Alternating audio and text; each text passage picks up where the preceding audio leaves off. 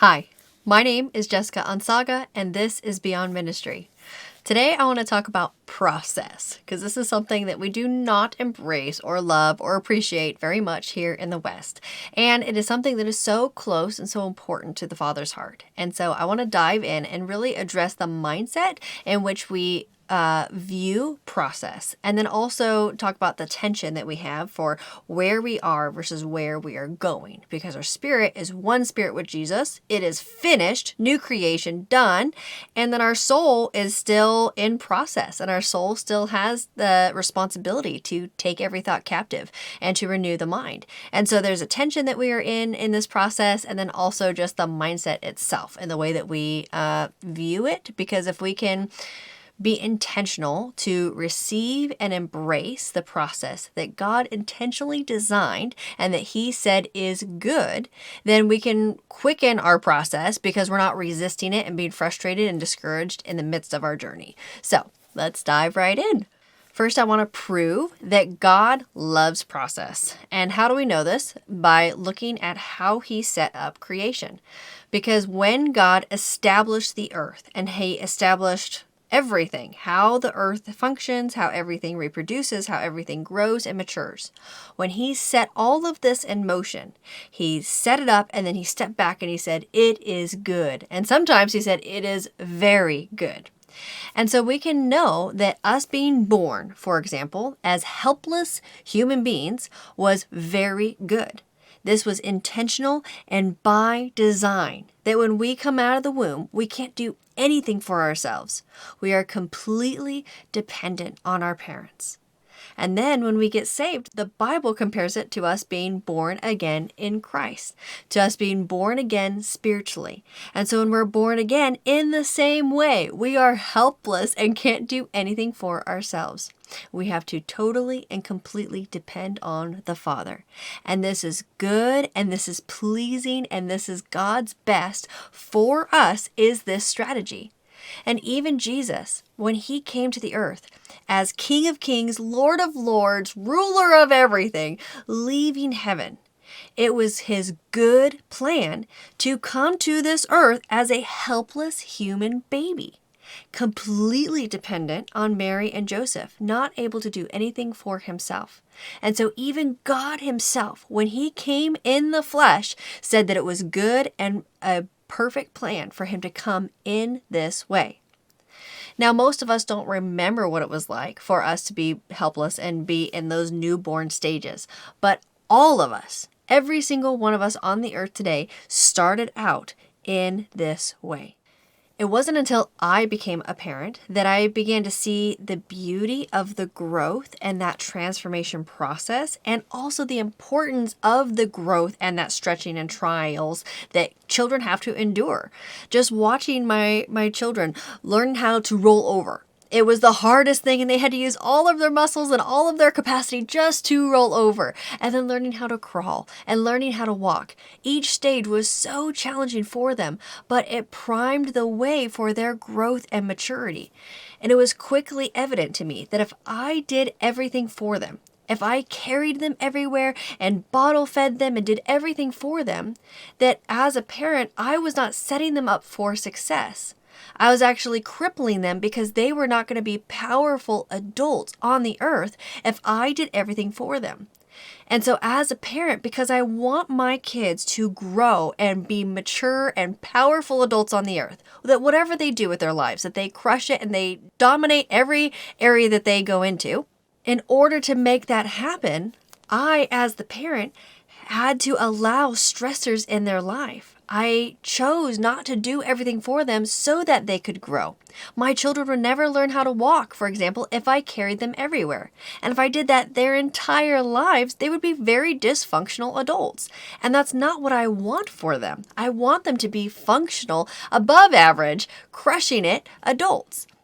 And this is why God is growth-minded.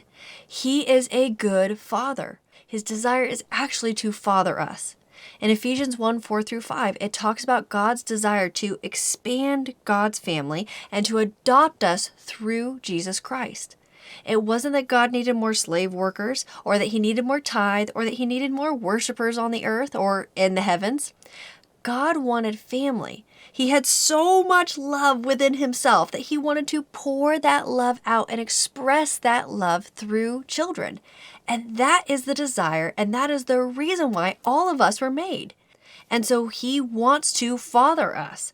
And when you really chew on that and realize God intentionally set up this maturing process, he intentionally set up the being born as a helpless baby, and then also when we're born again spiritually, that we don't know how to do anything for ourselves. This beautiful journey that we have in wrestling and walking out, figuring out this physical life and our spiritual life, when you see it from this intentional place, from the place of a parent, you see the beauty of this whole design, that God was very careful in the way that he crafted it. He realized that if we just snapped our fingers and got everything that we wanted, we would not be deeply characterized people. We would not have much capacity. We wouldn't have patience. We wouldn't have grit. We wouldn't have the ability to stand firm, because we would just be used to having everything handed to us the moment that we expected it or demanded it.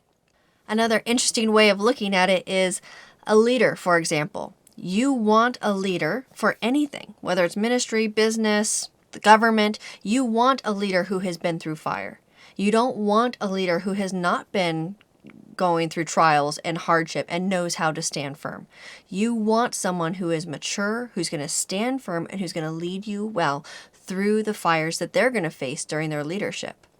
And in the same way, there's that perspective of appreciating the hardship. Now, I don't believe that God causes the hardship. We live in a broken world, and we know that the enemy is the one who comes to steal, kill, and destroy. So when there is stealing, killing, and destroying in effect, we know that that's the enemy.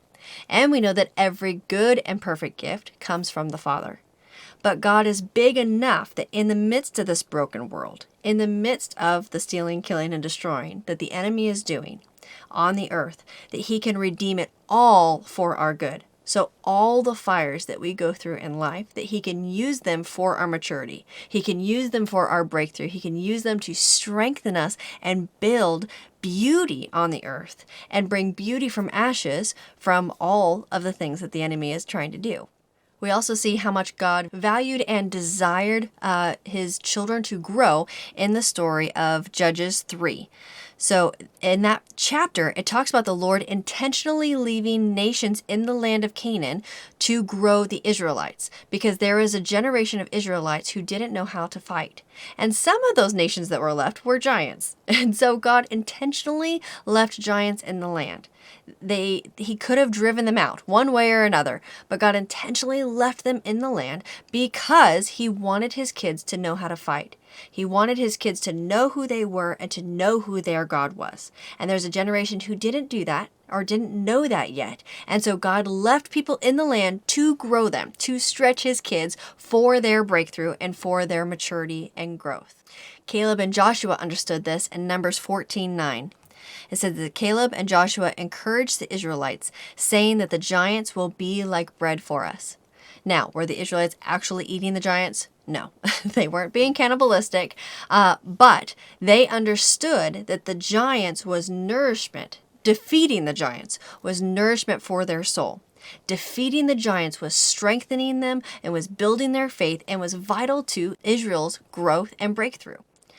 God is not content to let us sit in our own self-destruction. He wants us to be free, and he wants us to be uncomfortable to propel us forward out of the areas that we're stuck in, out of the immaturity, and out of the areas that we're operating in lack. And this is why God is growth motivated and growth minded, because he wants us to walk in abundance. He wants us to walk in breakthrough and authority and power, being the hands and feet of heaven on earth everywhere we go. So he intentionally redeems everything in our lives and uses everything as an opportunity for our growth and for our breakthrough and for the breakthrough of people around us. We see this with Shadrach, Meshach, and Abednego. When they were facing the fire, they knew God could save us.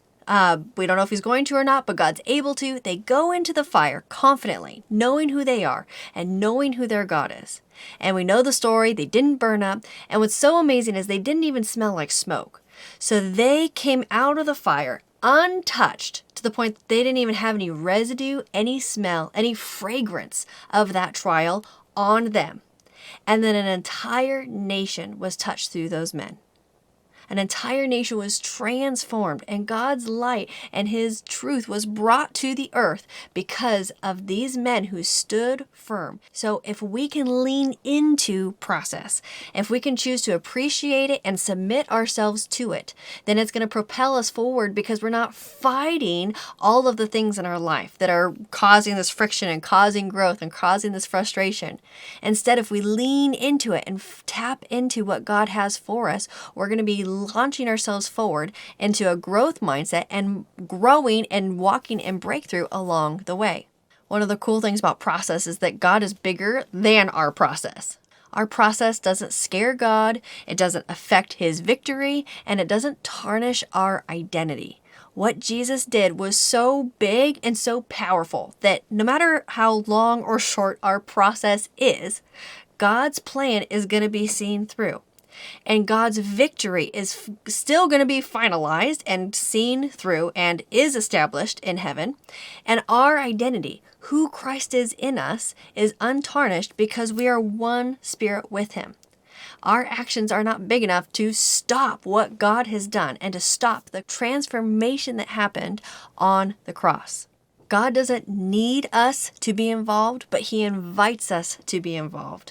As part of his family, as part of his children, us getting to walk in this inheritance.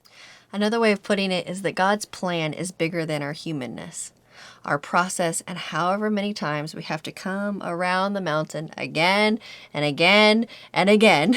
God is bigger than all of that. And so we can take comfort in knowing that we can lean into Jesus, give him our yes, and then the journey that we're on is highly relational. I kind of touched on it earlier when I was talking about God not needing more worshipers or more slave work. The whole other beautiful thing about process is the relational side of it that's developed between us and God. God wanted family, which means he wanted you. He intentionally created you because he wants you. He doesn't need your work. He doesn't need your money. He doesn't need your worship. He wants you. And so in this journey, in this process, he is getting to grow relationship with you as we go to the Father again and again and again. When you have toddlers, it's a million moms a day. Mom, mom, mom, mom. But they are learning to see that they can depend on you, that you have answers, that you have solutions, that you're going to take care of them, that you're going to care for their needs. And that's what's happening with us when we're in our journey. If we had everything handed to us and we just got saved, believed in Jesus, and everything was done, there would be no relating to God. We wouldn't need him. And so in this process of us being helpless babies and learning how to go and relate to him, we're going to the Father again and again and again. And as a parent, I could see and I felt the delight that I had in my children, the celebration that I had for them when they were learning how to walk, when they were crawling and learning even just how to roll over. Just it melted me watching them grow and learn. And still to this day, they're in elementary ages now. And they're learning how to grow and do and watching the light bulbs go off when they understand and they're able to do something new for the first time. They're so excited and it comes alive. And it's so beautiful for me to get to engage with them in this way. When my children were born, I wasn't disappointed in them that they weren't driving the car yet. Or even when they were toddlers, or even at the age that they are now. I'm not like, why don't you have your license yet? And why aren't you doing this? And why aren't you doing that? I am loving them and loving the season that they're in. I'm not disappointed. I'm not frustrated over their process. I'm not discouraged over where they're at in their journeys. I'm meeting them where they're at, and it's highly relational. And as they're growing, I'm seeing this parallel between us and God. When we are in our process, the Father is so delighted with us. There's not shame and discouragement and frustration in heaven. So the Father's not sitting up there like, I can't believe Jessica hasn't risen anyone from the dead yet. Really? Like, how long you been saved? How many people have you been trying to raise from the dead? Why haven't you done it yet? There's not this frustration or this discouragement. He is coming and walking with me and relating to me moment by moment. And again, that mentality of me thinking, well, God must be upset with me, or he's probably discouraged that I'm not more further along in my journey and I haven't done X, Y, or Z, which is all silly when we think like, you have to do this and you have to do this and you have to do this. That made up, man-made religion, which we'll go down this rabbit hole for a little bit and then we'll come back. So that made up religion of what do I have to do, or what does a mature Christian look like? Okay. The disciples wanted to know how to do the things of God. They wanted to know, like, what do I need to do to grow? What do I need to do to mature? How do I do the thing? So it was a good, honest question. And they asked Jesus, they said, Jesus, what should we do to do the things of God? And his response is incredible. His answer to his disciples was this: to do the things of God, believe in the one whom he sent. That's it. They said, what do we have to do? And he said, believe. He responded with relationship. He responded with connection. They're saying, what do we have to do on the earth? God needs more worshipers. God needs more tithe. God needs more slave work. And Jesus said, believe.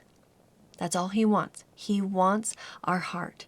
He wants our yes. He wants relationship with us, because the whole reason why we were made is because he wanted children. He wanted to expand his family and pour out this incredible radical love that he has on us. So in our mind, when it's like, I use the dead raising as an example, because that was my man's made up religion that I had in my head, where I was like, okay, I will be a mature Christian, or I will have arrived spiritually when I have risen someone from the dead. As silly as it sounds, that was my watermark of, I want to get there and then I'll make up another one when I get there, apparently. But when I get there, then yeah, I will, when I raise someone from the dead, I'll have gotten there, right? And God started showing me like all of these ideas. These are man-made religion and ideas and watermarks, and none of it exists. We have arrived the moment we believe in Jesus. The moment we say yes, and the moment we choose him, we've arrived. We're seated in heavenly places. We're at rest. We're one spirit with Christ. It is finished. So it's done. I don't have to try and achieve and get to a certain level of process by a certain time. Instead, I can just be on this journey of maturity and growing and engage with the Father and delight in him as he delights in me, and just grow this friendship that we have.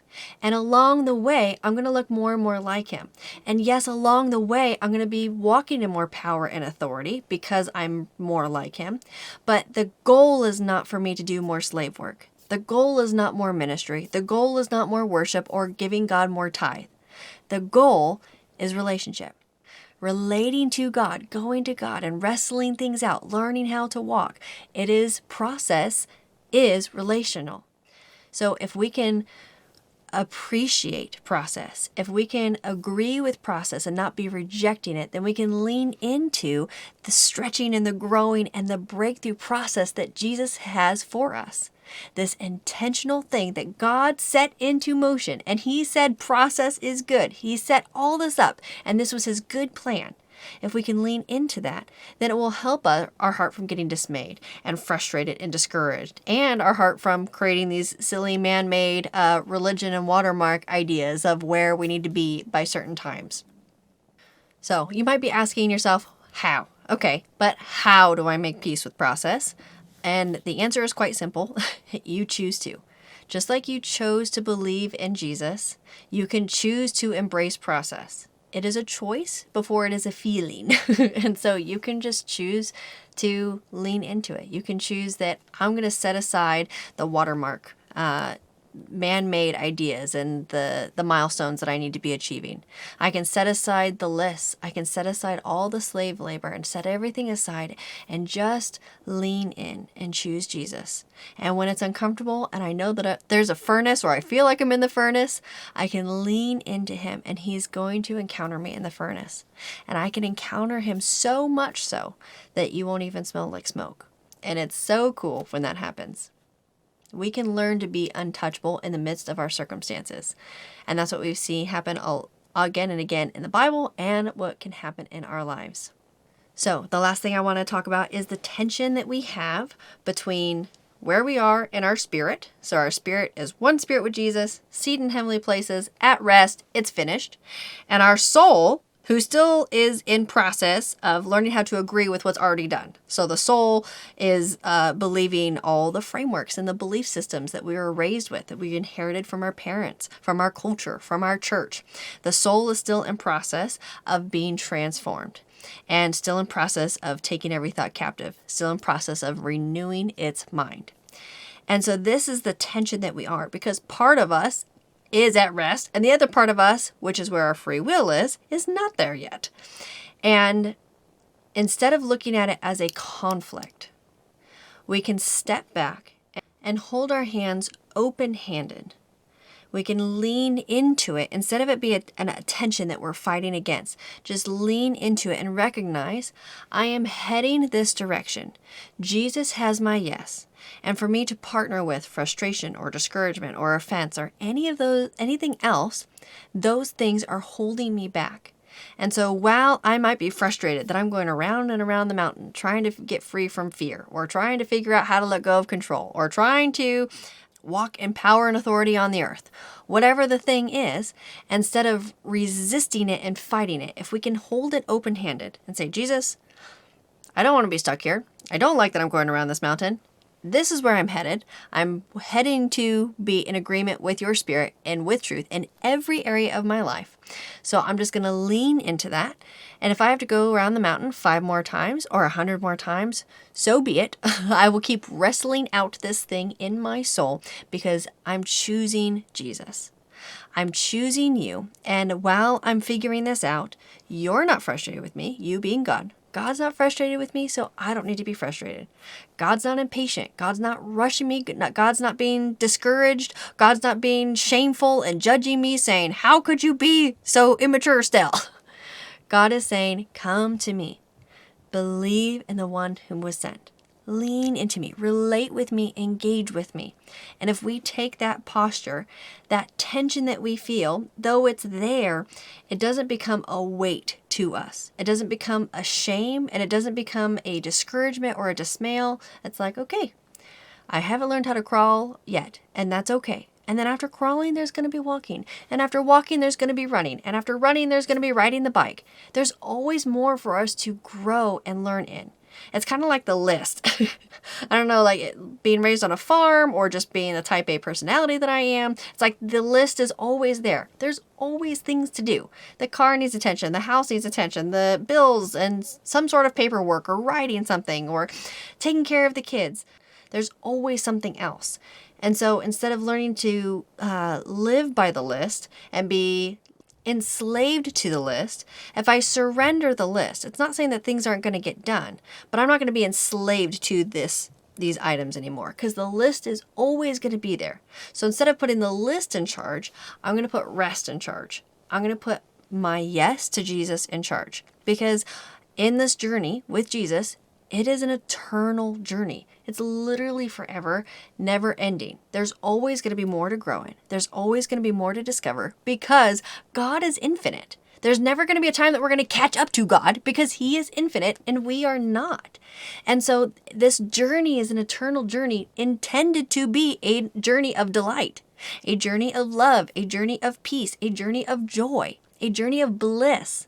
And so if we surrender the list and these ideas of I got to get here, got to do this by this certain amount of time, we can just engage with Jesus and be on this eternal journey and lean into the love, joy, peace that God has for us. And this great plan of growth and breakthrough and us maturing as sons of God on the earth and in the heavenlies afterward. One last thought that I'll leave with you. Looking back at my life, I'm thankful for the process because I see how it has refined me today. I see how I have been transformed in my life. I am more patient. I am more steadfast. I am more anchored in peace. I am more confident of the goodness of God, confident in the provision of God today than I was a year ago, than I was 10 years ago. Every trial that I've gone through, all of the things that I have faced, all of the really uncomfortable, stretching, and difficult seasons of my life have made me who I am today. And so I'm thankful for those things that I have gone through because I see the beauty that God has brought from them. Paul says that I do not compare my current sufferings to the glory that is to be revealed. He could see, and he had such confidence in what was to come and what God was doing on the earth and in him, that it wasn't even worth comparing. And so as uncomfortable as process is, and as much as we might want to resist it here in the West, I just want to encourage you to challenge your mindset towards growth, to challenge and think about what watermarks have you set on your Christian walk, that I need to do this and I need to achieve this and it needs to look like this by this year. What man-made religion have you established in your life, or has the church told you, or your family told you needs to be established in your life? And instead, we can walk in more joy and more love and more peace as we tear down those systems and those mindsets and just lean into Jesus. Just give him our yes. Believe in the one whom he sent. And through that, we're going to transform faster than we could have imagined. As we remove that frustration and we remove that man-made ideas and systems in our life, we're going to look more like Jesus faster than we were if we were to be operating through striving and trying to achieve these spiritual milestones that we put up in our minds. So I hope that that gave you some encouraging tips and perspective in regards to our process and our growth as believers. There's a tension that's going to be there, but we don't have to live by the tension. We don't have to be ruled by the list or enslaved by these ideas of these watermark achievements that we have to be achieving as good Christians. Instead, we can lean into a growth mindset, embrace a growth mindset, and engage the Father in our journey, engage the Father in our process, and find the delight and find the joy and the peace and the love that he has for us. I bless you in this journey of becoming more like him. I bless you with the courage to give Jesus your yes in every area. And I bless you to embrace process, to go and ask Jesus, what do you think about process? How do you view growth? Why did you set it up that we would come as helpless babes? Ask Jesus. Go and engage him. Ask him about a growth mindset. Go and ask him about these things. And that will also help with you learning to embrace and become Christ-like in your mindset, because you're asking him how he views it and then becoming like that and agreeing with that. So I bless you, and I'll see you next time.